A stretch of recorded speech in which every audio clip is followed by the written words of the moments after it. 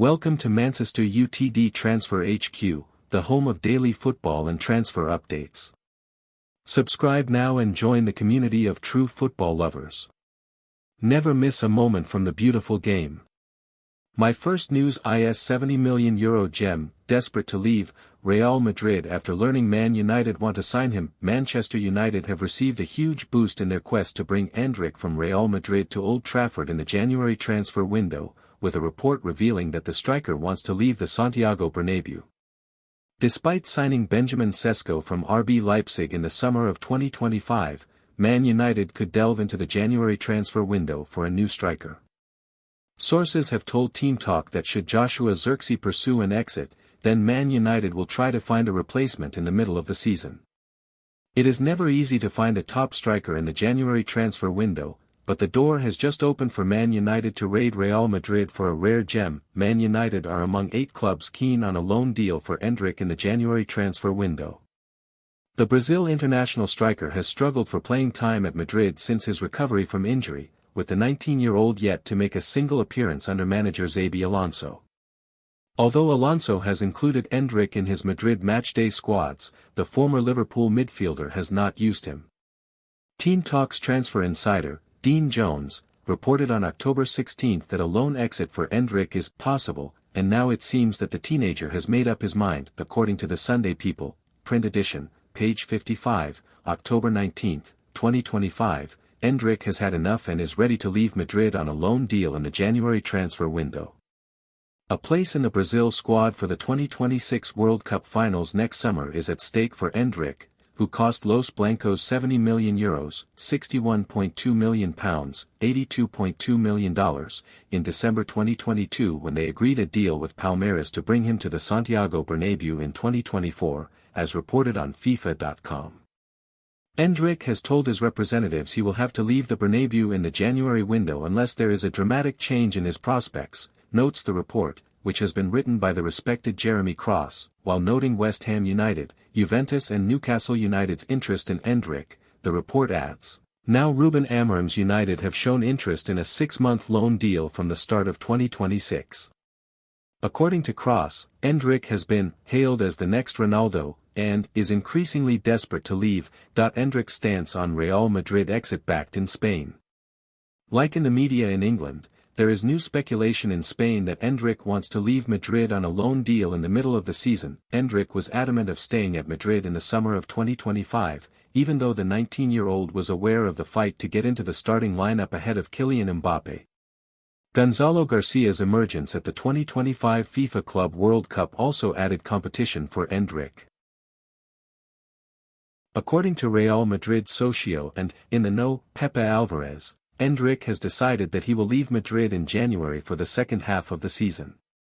Erik will leave in January. The player has given in and agrees to seek a loan that ensures him playing time to try to have a chance of going to the World Cup. The operation is being worked on. Madrid manager Alonso, though, has publicly backed Erik and has said that the striker is part of his plans. Alonso said before the match against Getafe when asked if Gonzalo Garcia and Erik could leave in January, "That's not on my mind right now, it's not a consideration, they're both ready to play. It's a position where we have fantastic competition." Latest Man United news: £50 million midfielder deal, Carlos Baleba concerns. Meanwhile, sources have told Team Talk's transfer correspondent, Fraser Fletcher, that Man United are optimistic about signing an international midfielder for £50 million. My second news: is £71 million Man United star is now one of the best in the world. One swallow doesn't make a summer. Manchester United know this only too well. But now, once again, Man United know the inimitable feeling of beating Liverpool at Anfield, having emerged from the defending Premier League champions' den with a well-earned victory to close the gap on the top 4. There have been too many false dawns to stand and cry, in Rio Ferdinand's tone, that Man United are back, but this is a confident stride in the right direction, a reminder that this great club has a deep quality and aptitude that could, maybe, lead to the turning of a corner. One swallow doesn't make a summer.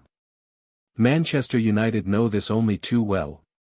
But now, once again, Man United know the inimitable feeling of beating Liverpool at Anfield, having emerged from the defending Premier League champions' den with a well-earned victory to close the gap on the top four.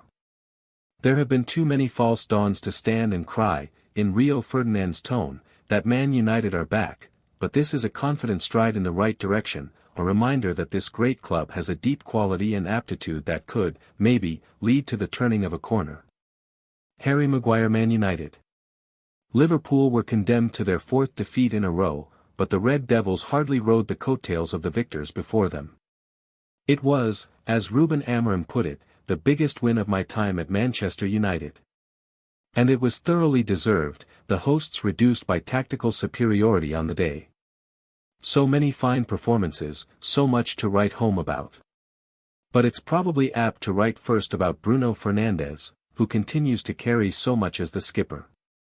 Bruno Fernandes' Anfield performance. This was not Fernandes' flashiest display under Amorim's wing. The Manchester United leader did, though, prove his capacity to perform in this deeper-set berth, which has sparked such contention this season, such negativity from outside. It's been warranted. Fernandes is clearly not the best number 8 in the world, but he is one of the best players, and that counts for much, and he came up trumps with the assist for Harry Maguire's winner, with Premier League analyst Raj Chauhan hailing the undefendable delivery and hailing it a world-class piece of play. Effortlessly creative, undeniably brilliant. The Portuguese Magnifico is United's creative life force, and he proved this is so against a withered Liverpool, whose hopes of retaining the title already flap behind them. Tattered.as per SofaScore, the 31-year-old won 3 of 5 attempted ground duels and made 3 recoveries. He created 3 chances and roamed around the field, inspiring and entertaining and energizing his team. There's no question Fernandes is United's talisman and their finest player. But INEOS have welcomed some promising summer signings this year, and a few of them have the potential to take the baton when that time comes. Man United have signed one of the world's best. Sir Alex Ferguson once said he would judge his Manchester United players based on how they played at Anfield, and so the legendary boss must have seen a wry and approving smile curl across his face when Bryan Mbeumo charged and finished to silence Merseyside after just 1 minute on Sunday afternoon. It took a protracted effort to sign Brentford's leading light this summer, but United's persistence paid off upon the addition of the prolific forward, signing him for an initial £65 million, which could stretch to £71 million through add-ons. United hoped to land an elite goalscorer, for Mbeumo, 26, had notched 20 top-flight strikes last term, assisting 8 goals too. That was only his second in the Premier League this season, but the Cameroonian is proving his worth and then some, playing with gusto and authority in his right-sided attacking berth. There's still something to be desired. After all, Mbeumo will face the manager's ire when the post-match analysis comes in, having lost all 11 of his duels on the day. Liverpool's profligate finishing was a factor in the victory, and a more robust take will be needed to steer to victory on further upcoming occasions this year, but this hardly matters when the full picture is observed. Mbeumo was a menace against an unsure and tremulous Liverpool defence.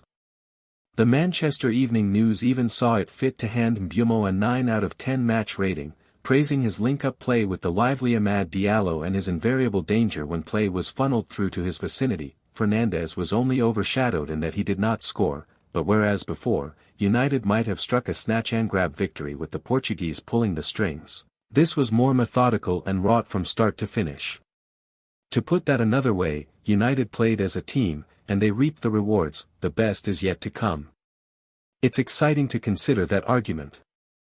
Mbeumo's threatening attitude in the final third leaves him in good standing to take the reins from Fernandes when that time comes, to lead Amorim's United to heights unscaled for so many years at the theatre of dreams. Not just talented and deadly in the danger area, Mbeumo is an intelligent footballer, boasting that rare ability to make the right decision in the right moment at the right time.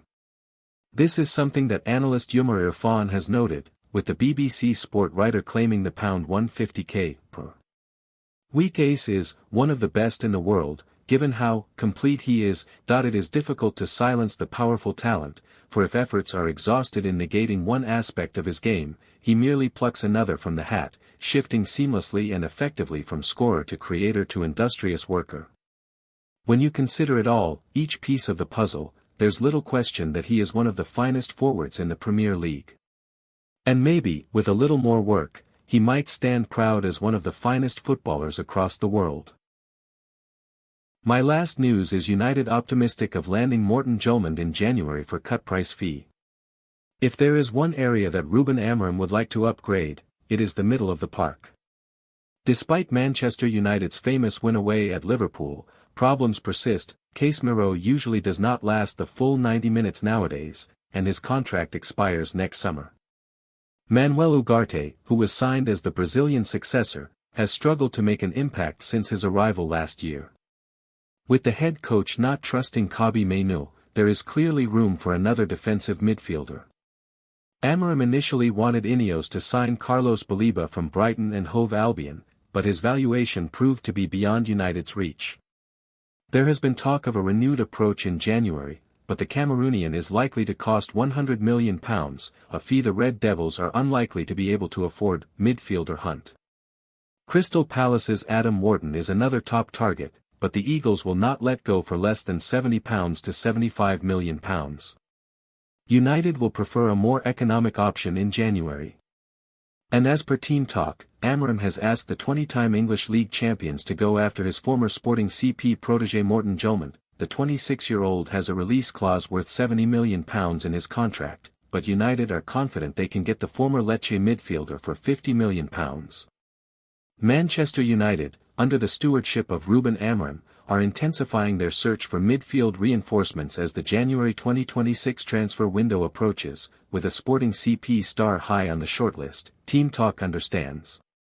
Sources indicate that Hjulmand, a 26-year-old Danish midfielder, is absolutely loved by Amorim, who coached him at Sporting before joining United. Morten Hjulmand available for less than release clause. The pair's successful collaboration in Lisbon, where Hjulmand anchored a title-winning side with his tenacity and precise passing, makes him a natural fit for Amorim's vision at Old Trafford. Team Talk understands that United are optimistic about securing Hjulmand for around £50 million, despite his £70 million release clause, as Sporting may be open to negotiations given their relationship with their former manager. There is no doubt, Morten Hjulmand is a quality player, but there are doubts about his physicality, and United needs someone who can hit the ground running. Most players from abroad tend to take time to adapt to the rigors of the English top flight, and in the second half of the campaign, most incomings might not get that time. Now, the ball is in Ineos and Amorim's court. Thanks for watching. If you enjoyed the video, make sure to hit that like button, subscribe to Mancester Utd Transfer HQ, and turn on notifications so you're always in the loop with the latest transfer news and rumors. One more thing, what are your thoughts on these updates? Comment below.